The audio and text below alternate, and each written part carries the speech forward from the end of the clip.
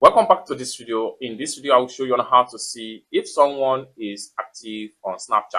And this is promised to be a step-by-step guide. Let me show you how. But before we dive into the tutorial, if you find this tutorial useful and you are very new to this channel, remember click on that subscribe, turn on the notification bell for more useful tutorial like this.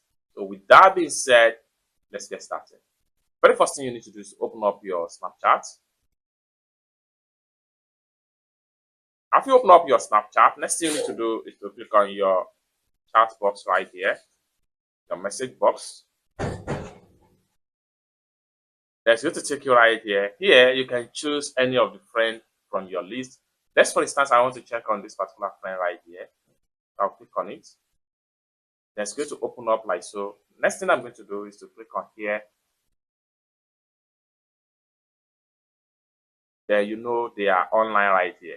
So immediately you see this, it simply means that the person is online. It's that simple. For more tutorial, tips and tricks about Snapchat, consider to subscribe. Thank you so much for watching and hope to see you in my next video. Bye for now.